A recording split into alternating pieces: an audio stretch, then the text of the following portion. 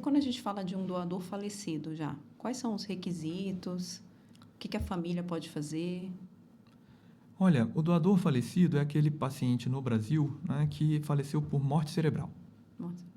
Seja por um trauma, um acidente, né, que infelizmente é comum, né, por algum ato de violência que levou a um trauma craniano, ou por acidente vascular cerebral, derrame, né, seja isquêmico ou hemorrágico.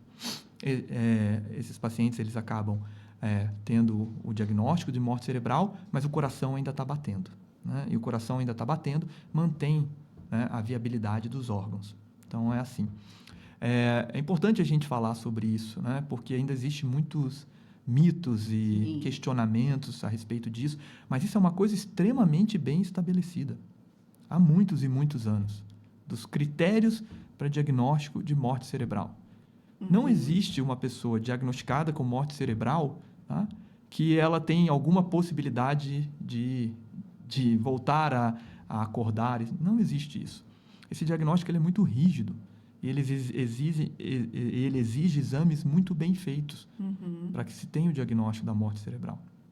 Então, esse tipo de trabalho ele é feito dentro dos hospitais, pode ser feito normalmente por um neurologista, um neurocirurgião, são 2 médicos, ou por um intensivista, que é um médico que trabalha em UTI, né? E eles têm, além dos exames clínicos, os exames diagnósticos, Doppler, eletroencefalograma, exames que mostram ausência de fluxo, né, cerebral, ou seja, isso é irreversível. Tá?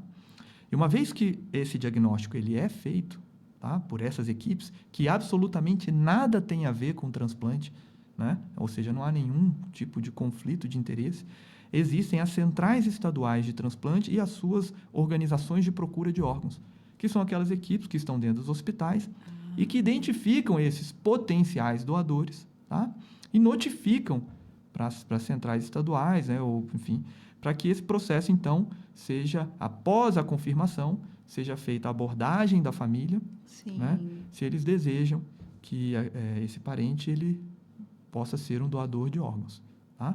Aí, uma vez que a família autoriza, esse processo, então, são feitos alguns exames de compatibilidade, né, alguns exames de sangue, alguns exames de imagem, às vezes, e a partir do momento que isso acontece, esses doadores são inseridos nesse sistema e esses rankings de compatibilidade são gerados e enviados para cada equipe. Então, por exemplo, um doador, ele pode ajudar a salvar 9 vidas, vamos dizer assim, porque ele pode doar coração, os 2 rins, os 2 pulmões, né, o pâncreas, o intestino, o fígado, a córnea, pode doar pele, pode doar ossos para o banco de ossos, válvulas cardíacas quando não vai usar o coração para o transplante. Então, um doador pode ajudar muita gente que está sofrendo na fila do transplante.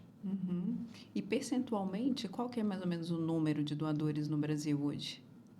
O Brasil hoje, ele tem, isso é o dado de 2025, 2024, que o de 2025 ainda não foi publicado, existe o Registro Brasileiro de Transplante, ele é publicado trimestralmente e ao final do ano ele é publicado o resumo anual, tá? O de 2025 ainda não foi publicado.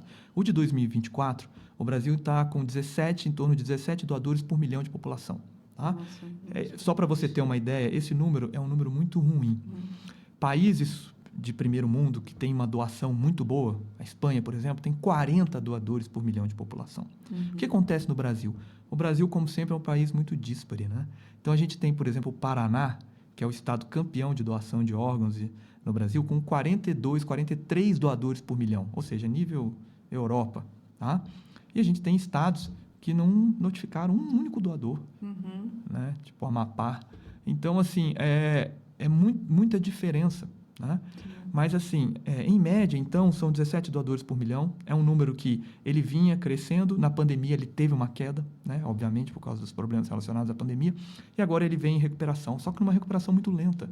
A gente está saindo de... há 2 anos estava 15, agora está 17, muito pouco ainda. Então, a gente tem um potencial para crescer muito grande. E para falar do Distrito Federal, e aí eu quero colocar aqui esse parênteses, né?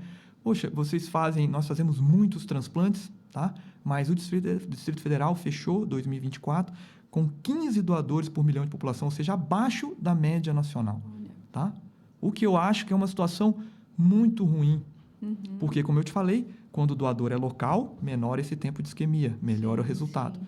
Quando eu não tenho doador local, eu tenho que aceitar que a isquemia necessariamente vai ser mais alta. E o nosso resultado, ele vai ser comprometido, ou ele vai ser muito mais difícil de a gente conseguir alcançar. Tá? O Distrito Federal, quando eu comecei o transplante aqui, em 2012, 2013, ele chegou a ter 33 doadores por milhão de população. Ou seja, era um número bem significativo. Chegou a estar entre os melhores do país. Depois, ele veio piorando, né? E agora a gente espera que, quando sair o dado de 2025, eu acredito que vai estar um pouco melhor, porque no final do ano passado, né, as coisas começaram a melhorar, a gente teve mais doadores, mas ainda a gente está muito longe de estados como Paraná, Santa Catarina. Santa Catarina tem 39, há 10 anos, há 15 anos, bate recorde de doação. E a gente está estacionado aqui num número ainda um pouco ruim para o nosso potencial, né?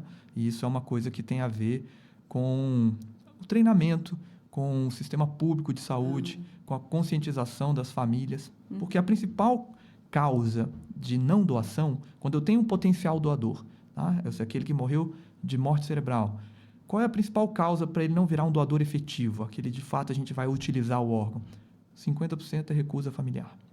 Recusa familiar. É a principal causa, não só aqui no Distrito Federal, no Brasil inteiro. Tá? Então, recusa familiar é o principal. Depois a gente tem outros problemas, né? Logística, enfim, né? Outras comorbidades, doenças que o doador possa ter, que vai inviabilizar o transplante, mas o principal é a recusa. Tá? E a recusa familiar ela está relacionada principalmente a duas coisas. É o treinamento das equipes que fazem a abordagem da família. Sim. Isso é fundamental.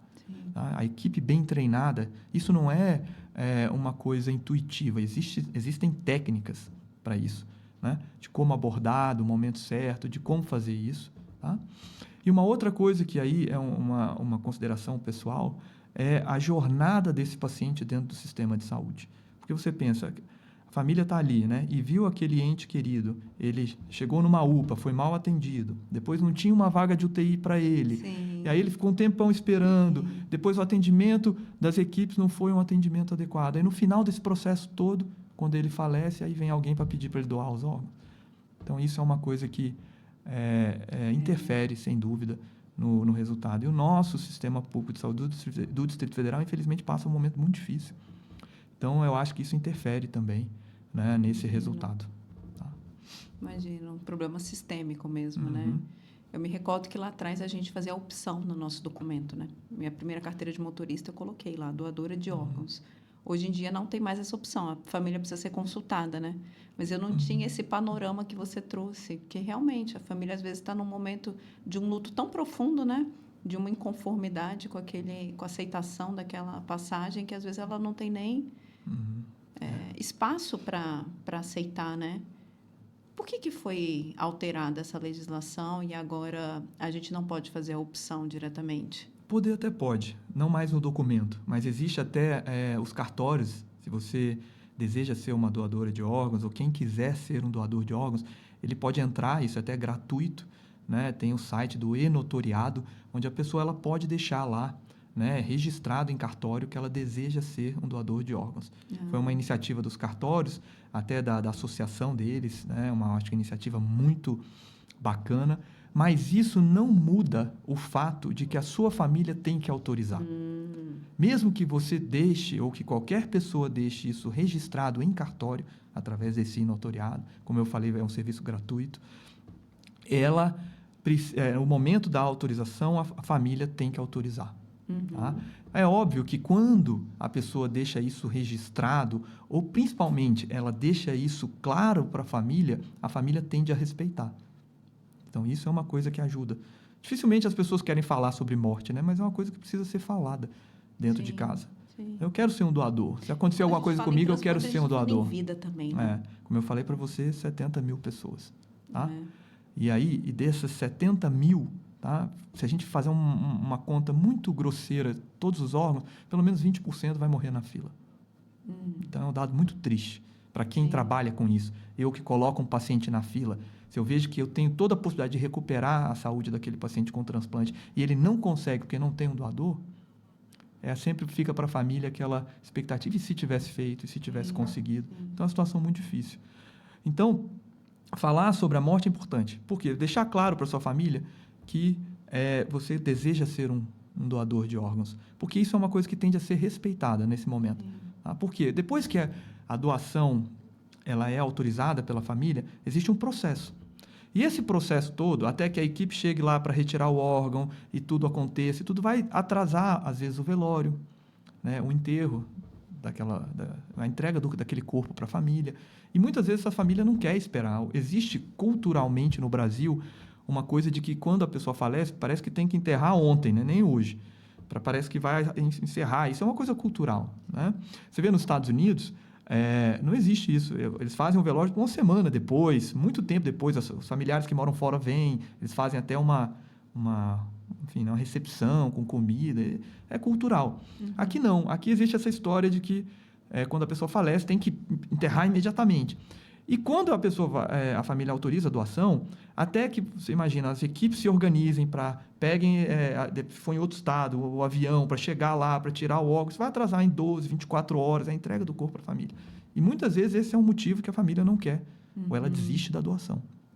Então, isso é uma coisa que não tem como mudar, porque o processo, depois que é autorizado, tem que ser feito alguns exames, as equipes são avisadas, os receptores têm que ser convocados para o hospital quando eles não estão internados. Então, leva um tempo. Sim. As equipes tem que ir a equipe do coração, vai a equipe do rim, vai a equipe do fígado, todas elas têm que chegar lá, porque cada equipe faz a retirada de um órgão específico.